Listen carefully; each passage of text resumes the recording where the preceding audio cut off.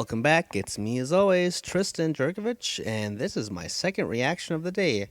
It's coming to you late, but that's because the Sony conference was a bit late. So rather than talk about it, let's just get into the news. So right away, Sony kicked things off tremendously well by announcing Quantic Dreams, the makers of Heavy Rain. They announced their new game. It's called Beyond, and then the subtitle is Two Souls. But everyone was just calling it Beyond and kind of ignoring the subtitles or whatever. Anyway, the also big reveal is that they got Ellen Page to be the actress for the main character. Now, in the little demo, they showed Ellen Page's character being interviewed by a cop, then a SWAT people coming after her, followed by just a short trailer of her going through this world and people chasing after her. And it looks like she has psychic powers, but it's actually she has some kind of invisible ghost thing that's following her.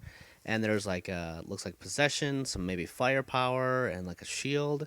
It looks very interesting, and David Cage seemed to say that it was more of an action game than Heavy Rain's just interaction with the world kind of. I'm very interested to see it because I love Quantic Dreams games. Next, PlayStation All Stars, which nothing new was shown basically. They did reveal that there is going to be a Vita version and that it'll be cross-play with the PS3.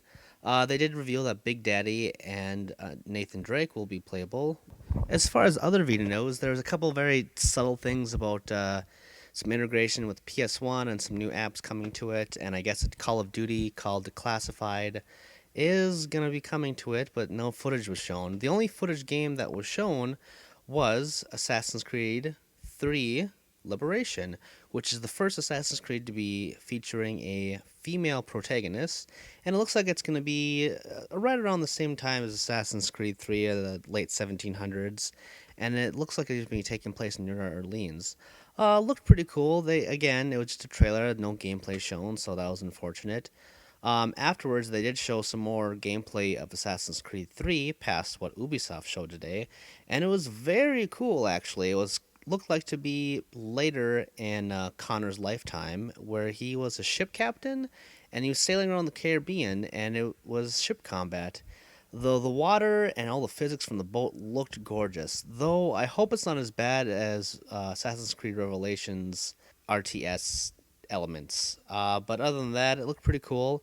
They also announced a bundle for the PS3 for Assassin's Creed 3, as well as a Vita bundle with a white Vita for Assassin's Creed 3 Liberation. Another cool thing is they showed Far Cry 3's 4-player co-op, and I thought that Far Cry 3 demoed pretty well at the Ubisoft event and demoed pretty well here, but they did show God of War Ascension, and while it looked like really gorgeous actually, it just looked like the same God of War stuff.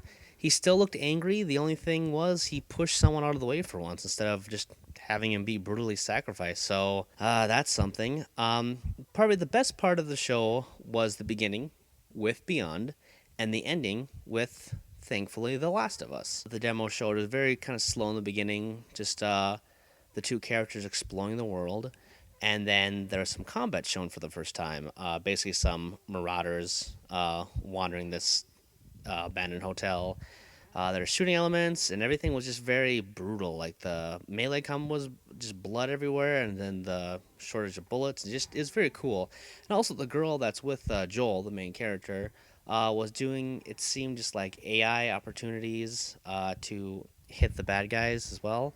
So altogether, it was pretty cool. So bad stuff. Yeah.